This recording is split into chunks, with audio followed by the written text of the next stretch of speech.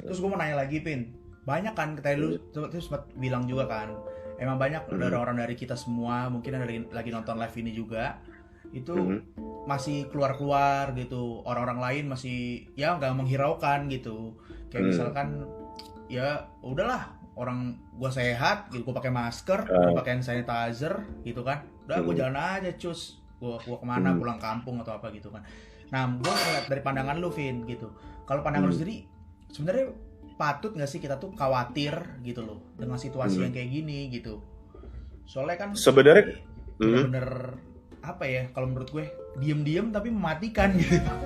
nah, mematikan iya, Ah, nyebarnya cepet iya. hmm, Gue kalau ngajarin anak Caraka kan gue dulu ngajar di Caraka kan ah, di salah satu sekolah lah ya. ah, Nah, mereka mungkin kayaknya nggak ngerti waktu gue ajarin tentang epidemi, terus kayak endemi, pandemi. Nah, baru sekarang kayaknya mereka ngerti nih kayak ah, gitu. Dan sebenarnya yang namanya pandemi itu hitungannya tuh cepet banget deh. Karena dia tiba-tiba outbreak, terus tiba-tiba nyebarnya cepet dan menimbulkan kejadian yang luar biasa, mewabah. Ya nggak? Nah, perlu khawatir apa enggak? Lu perlu untuk khawatir. Garis bawain ya teman-teman. Asik. anjay. Garis bawahin, Gitu lu loh. perlu khawatir. Iya, Guys. lu perlu khawatir. Lu perlu khawatir, tapi jangan berlebihan.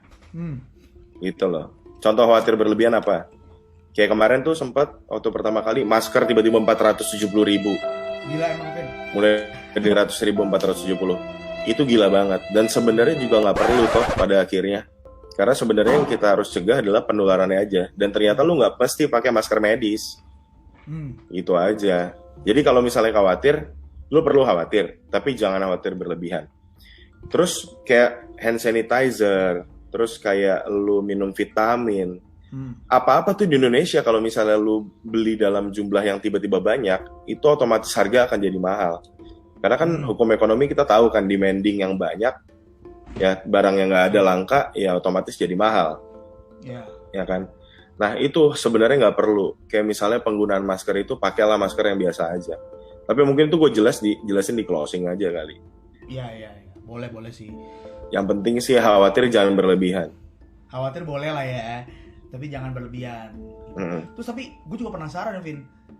Udah ada yang, mohon maaf nih ya, meninggal belum, Vin? Di RSUD. Di tempat gue sebenarnya sih nggak boleh. Nggak boleh ya? Tapi anonymous aja ya. Maksudnya gue kasih gambaran secara kasar aja. Rumah sakit gue tipe D lan. Nah, rumah sakit tipe D itu fasilitasnya itu enggak sebanyak rumah sakit tipe C, B, dan A. Kan ada tingkatan tuh rumah sakit.